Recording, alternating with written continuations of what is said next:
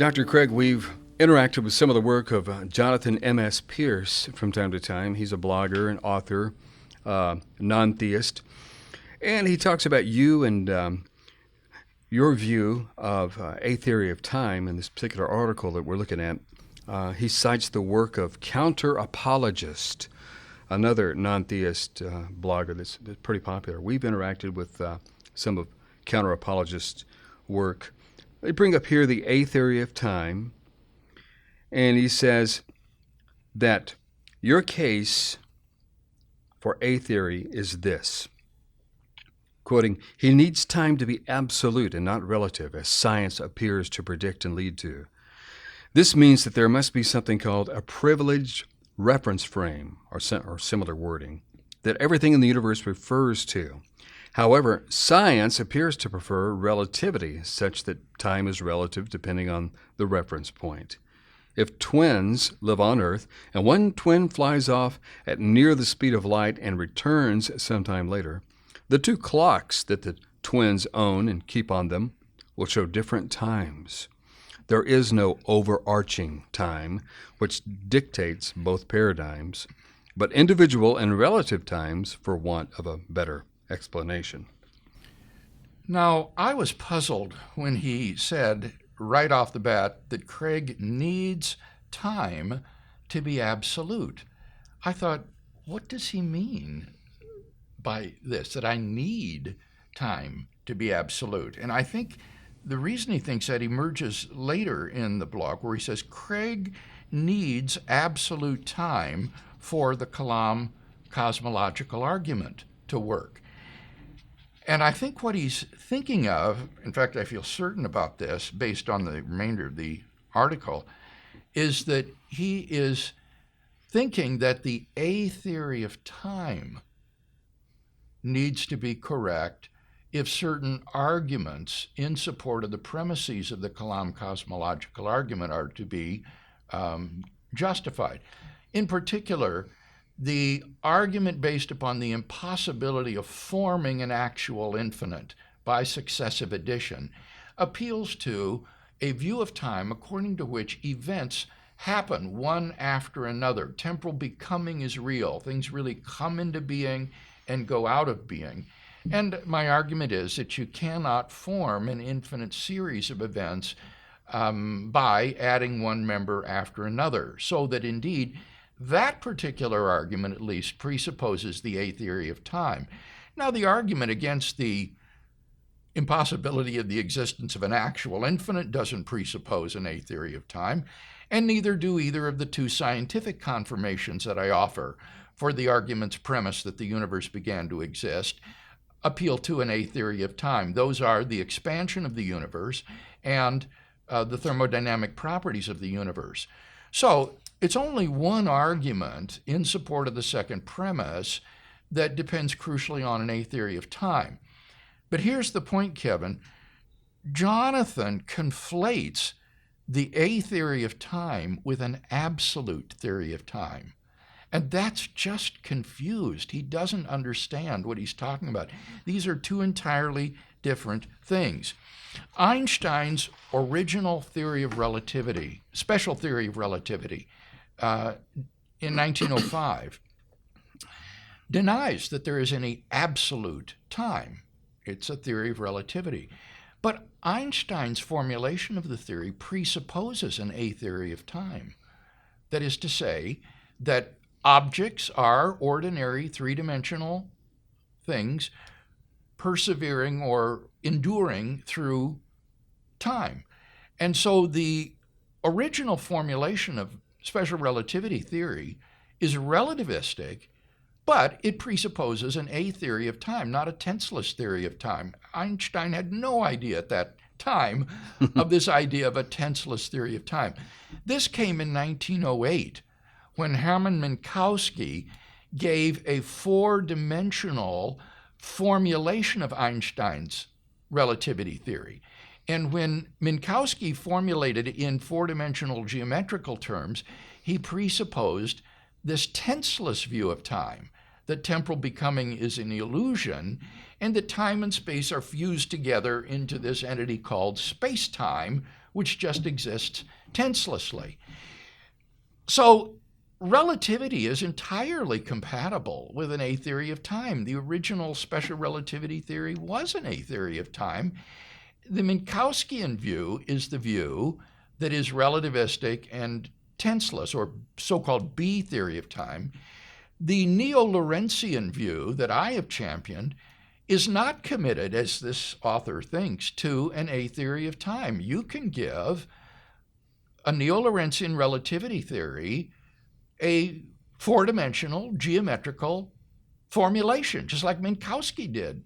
You can formulate that in terms of space-time. In fact, you can take Newtonian space-time theories and formulate them in terms of a tenseless four-dimensional geometrical structure. So he's just confused here in thinking that a commitment to absolute time is a commitment to the A theory of time, and that commitment to an A theory of time precludes a relativistic view of time. And this is all just massively confused. It's clear that he hasn't read, I think, my work on time and eternity, much less the scholarly literature, and so he just makes error after error on the basis of this fundamental conflation. He says, continuing, now remember, Craig appeals to science and scientists who agree with him about an absolute beginning to the universe, such that he lauds such science as supporting theology. Craig needs absolute time for the Kalam to work, Which I've already denied. But since science does not support this and appears to support a B theory of time, Craig appeals to what you mentioned there, Bill, Neo-Lorentzian relativity, as establishing an absolute time frame. However, Neo-Lorentzian relativity is not supported by any scientific data, and nor can it be. It is an unfalsifiable approach. And the same can be said of Einstein's original formulation of relativity theory in terms of tense view of time, and the same can be said of the Minkowskian interpretation in terms of a four-dimensional space-time geometry. All three of these theories are empirically equivalent. They make the same empirical predictions. They all have the same mathematical core, same equations. They just lend different physical interpretations to them. And so which is preferred cannot be decided on the basis of empirical science. They're empirically equivalent, except, here I want to say, very recent work in physics on what's called Bell's theorem and these so-called EPR experiments do suggest that there is absolute simultaneity in the universe. If you send a photon off in one direction and a photon off in the other direction, these cannot be correlated by any causal signal because they're moving at the speed of light, and that is a limit for causal signals. But if you measure one of those photons with respect to, say, its momentum or its position, the other photon, which is causally unacceptable, immediately takes on the correlated value. Now, how do you explain this? It seems to me, and to many theorists, including John Bell himself, that the best explanation is that there is absolute simultaneity in the universe. And if you deny that, what you're going to get is causal signals going backwards in time, which results in all sorts of pathological sorts of experiments where the effect can come before the cause. And so, although these theories are basically empirically equivalent, the Neo-Lorentzian view actually enjoys a considerable advantage in light of these EPR sorts of experiments involving quantum entanglement. The cheapest solution would seem to be to affirm that there are relations of absolute simultaneity in the universe. So I think there are good reasons for preferring a Neo-Lorentzian interpretation of special relativity. Yeah. Let me chase this just a little bit then, Bill, because Jonathan really appeals to science and scientists and Science does not support this, and science does not support that.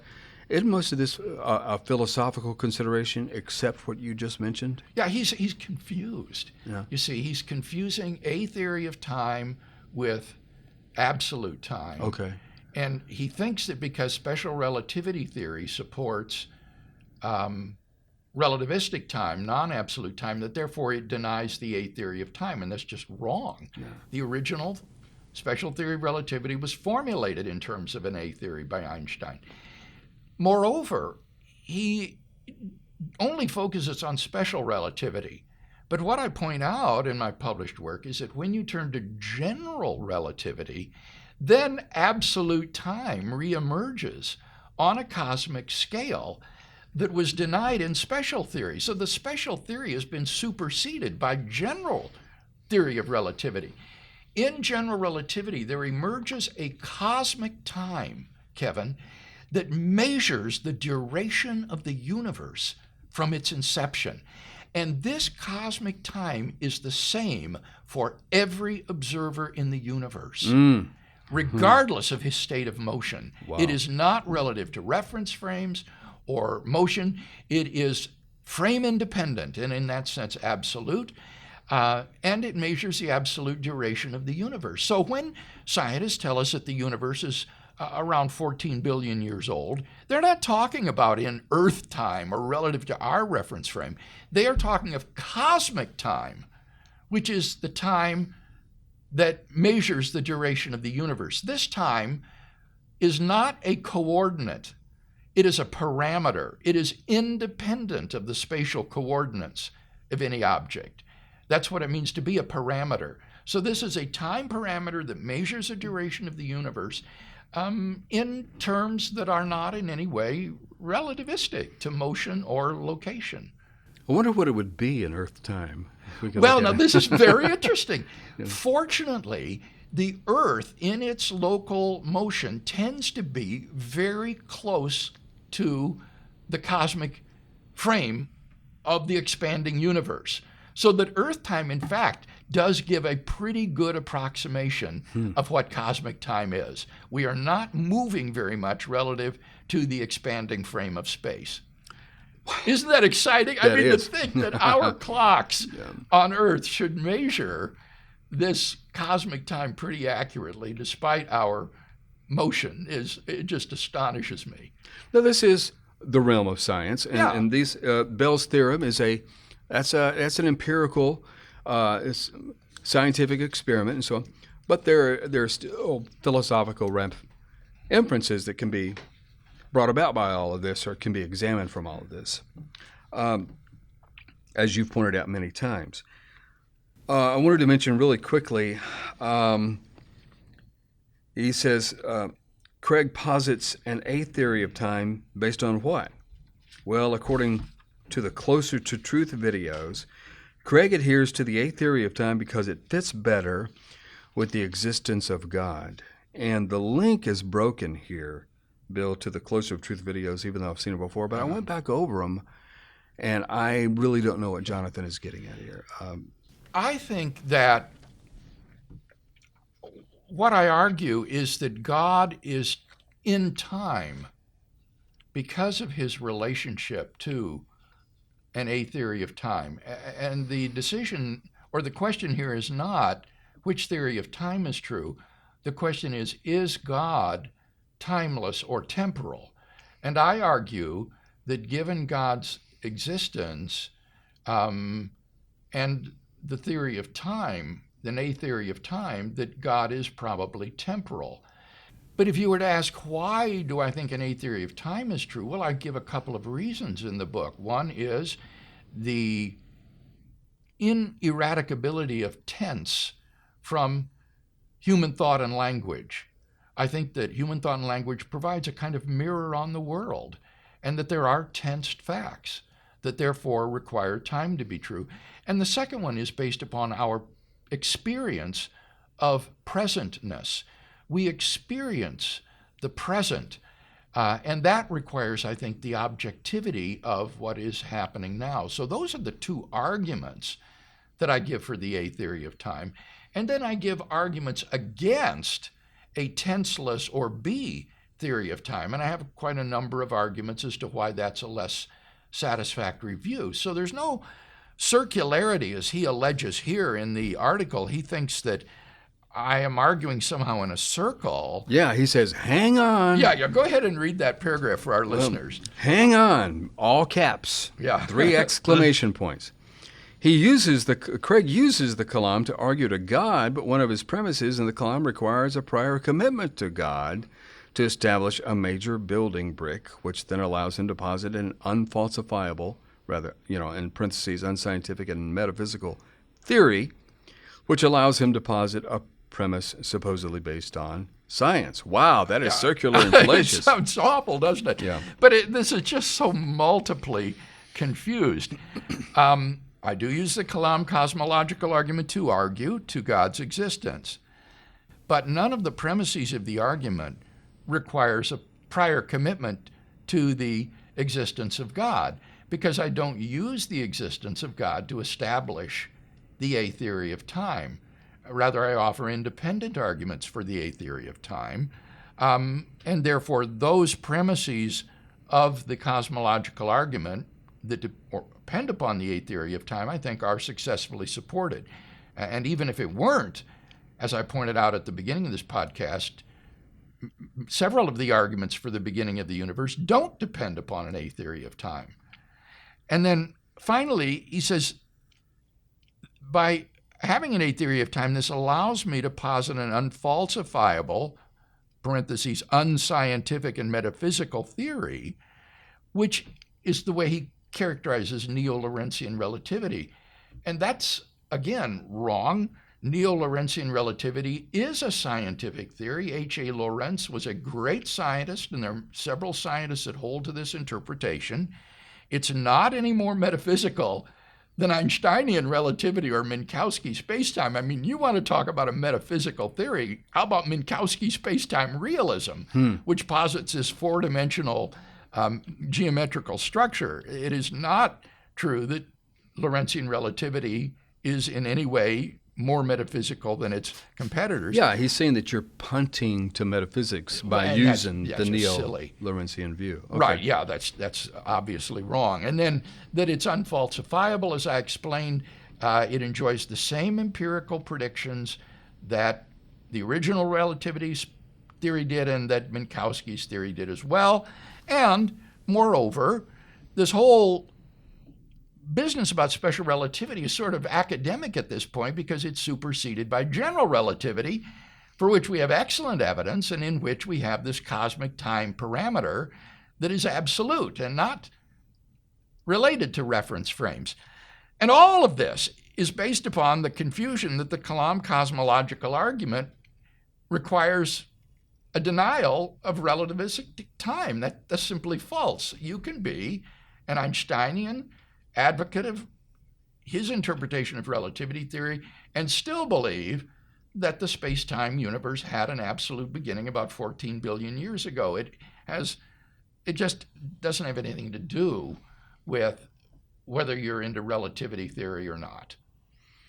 Okay. Well, he wraps up the article by just, accusing you, Bill, of making extravagant claims, unfalsifiable assumptions in order to keep a theory of time alive as a live option, as if it's going away. The problem, of course, he concludes, is that so far Einstein and the Standard Model have held up. So Craig is left appealing to his unfalsifiable, privileged frame to try and pretend the Kalam is a live option in anything but the minds of people who are already committed to God's existence or an esoteric philosophy of time. Is that what you're doing? That's just nothing but smoke and mirrors Okay. based on fundamental misunderstandings of the science involved. The Kalam cosmological argument, in some of its supporting substructure, depends on an A theory of time, but an A theory of time does not depend upon the existence of absolute time. It's entirely consistent with relativistic time. And so there's no way in which the cogency of this argument is compromised by adopting a relativistic view of time, which is in any case, as I say, superseded by what you have in the general theory of relativity, which is well supported by evidence. So I'm afraid that he needs to go back to the drawing board. He needs to actually read the book and grasp these distinctions before he tries to launch this sort of criticism.